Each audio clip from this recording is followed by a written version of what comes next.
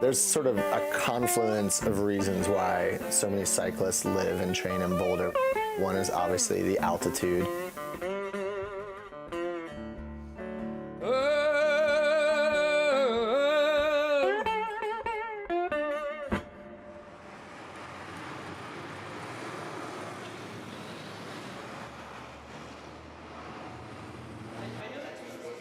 My name is Lester Vinegar. I'm the general manager of University Bicycles. We've been here since 1985. Doug started the shop with 15 rental bikes and a toolbox, and it's grown into one of the largest shops in the world.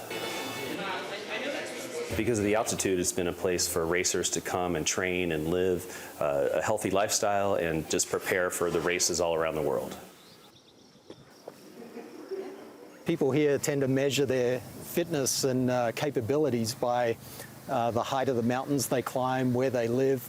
We're at about 5,500 feet here, and just that lack of oxygen does special things to the body and the blood that seem to fit in with cycling. And when we go down to sea level, we feel like superheroes.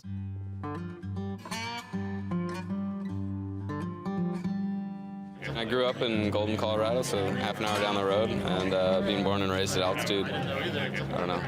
Look at all the Colombians running around in Pro Peloton now, like, kind of in the same boat, I guess. We're at about 5,000 feet or whatever that is, 1,700 meters. So it's good for training, you know, to go from, you know, the rides here start at that and go up to 10,000 feet or 3,000 meters. Yeah, I've spent 2 weeks in Boulder, and yeah, it's completely different sensations compared to racing or training on normal sea level. So you get the altitude, which is obviously good for the red blood cell generation, but then there's also several canyons that go up to, you know, to the Rocky Mountains.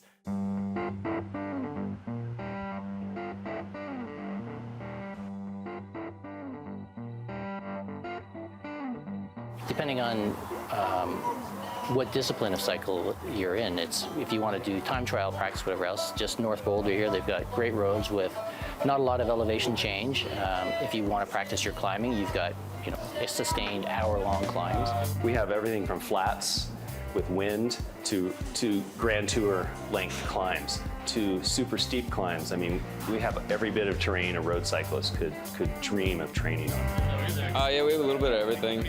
If you want to like get out on a time trial bike, you can stay flat. You can go out east. You can ride flat all the way to I don't know, Missouri, if you want to. But if you turn up into the hills, there's no way you're getting through those mountains in a day. If you're into dirt roads, like it's probably the place to be. If you go up by like Sugarloaf and up towards Gold Hill and stuff like that, that's some pretty awesome stuff up there. I mean, really, in Boulder, the terrain lends itself to any kind of road cyclist. Because we're at the base of the Rocky Mountains, if you head east towards Nebraska, it's flat. If you head west into the Rocky Mountains, it's straight up. One of the people that lives in Boulder is Andy Hampston, who won the Giro d'Italia in 1988. And there are a few climbs here, particularly Magnolia Road, which is the steepest climb, paved climb in Boulder. And he said he used that specifically to prepare for the Giro because it most closely emulated the steep climbs that he found in Italy.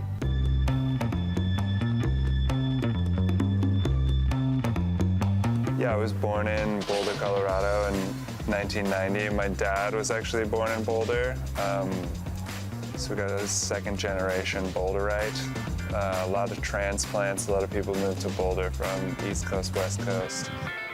It's all I know, you know? It's like the mountains and the flatlands. I always loved climbing because it meant that I could descend. So if there's anything that living in Boulder gave me great access to, it was training for being able to descend. You take a young cyclist who wants to prove themselves, and if they live somewhere where it's flat and windy, they might not be so inspired. But again, when there's so much good riding at their doorstep, they have the ability to go out, enjoy themselves, but also find out what they're capable of.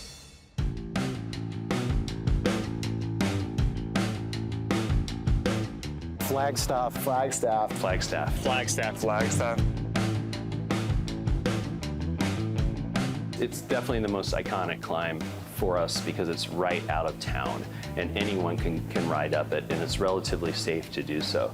And it just it lets you kind of oversee the Front Range, oversee Boulder as you ride up the climb, and you can time yourself and compare your times to other people, or you can just go up as a matter of just getting physical exercise. Flagstaff is not super long in comparison to like the climbs in the Alps, but it's quite difficult. It's around 30 minutes if you're going pretty fast, and that's a long climb for me. I think that's a long climb for anybody. Today, Flagstaff is one of the most iconic because it's right here in Boulder. You don't have to drive or ride very far to get to the base of the climb. It's also a hairpin climb, which, I don't know, when you ride up Alpe d'Huez or some of the big peaks and you experience the hairpins, they're really enjoyable to ride. You can go from anywhere in Boulder up Flagstaff to the top and back down in an hour and a half and climb 3,500 feet. And it's steep. I mean, there's a wall on Flagstaff that feels like it never ends, and really, no matter how fit you are, it never gets any easier. You might go up it a little quicker. It's very, very difficult. Left Hand Canyon is another fantastic big long climb.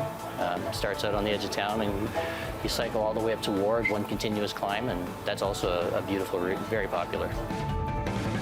I really like the climb up to Brainerd Lake at the top. It's the highest you can kind of get in Boulder County, but up at the top there you have these Mount Audubon and these treeless, massive 13,000 foot peaks. As long as the sun is out, it's pretty tolerable, even in the winter. So you can have a 20-inch snowstorm one day and 2 days later all that snow's gone. So it is rideable all year round. It's not too bad because it's so dry. Even when it's cold, the sun's out. That's the beautiful thing about Boulder is we get 300 days of sun, or at least that's the quote about the town.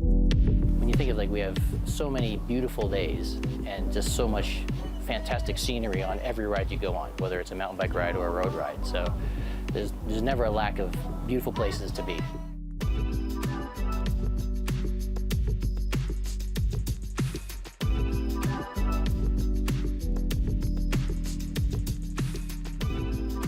It's the altitude of the area, it's the weather, it's all the amazing roads, and then it's the people.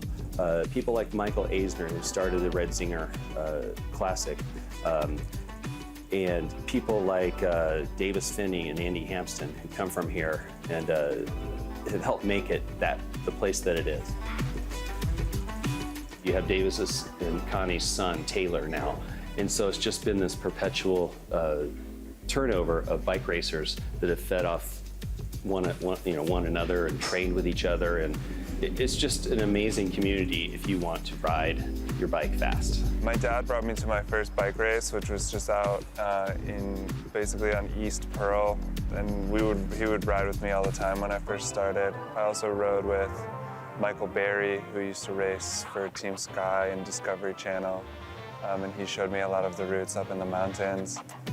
There's always a crew of kind of US professionals hanging around, like Chris Baldwin, Phil Zajac, Ben Day, guys that I could race against when I was still in high school.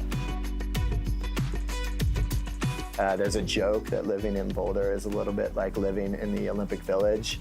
I mean, literally you go out on a ride and there's a national champion and there's an Olympian and there's somebody who won a stage at a Grand Tour. The other sort of running joke is, with Strava, I mean, other people that live in other areas might focus on KOMs.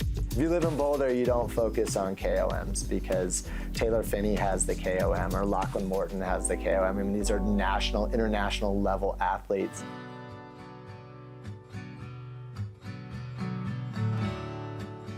Boulder's a super fit town.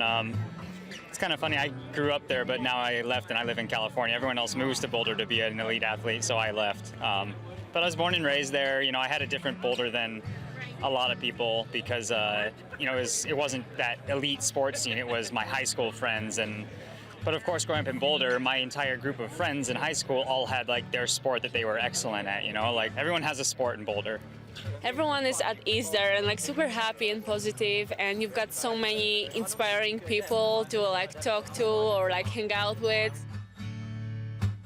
Everyone's happy, almost like it's almost too much happiness, but that works for me. So Yeah, Boulder's a special place. It's the bubble, you know, it has its own set of rules that are, it's ridiculous. You can make fun of it more than you can enjoy it, but it's also, it's home, and there's a reason that Boulder's better.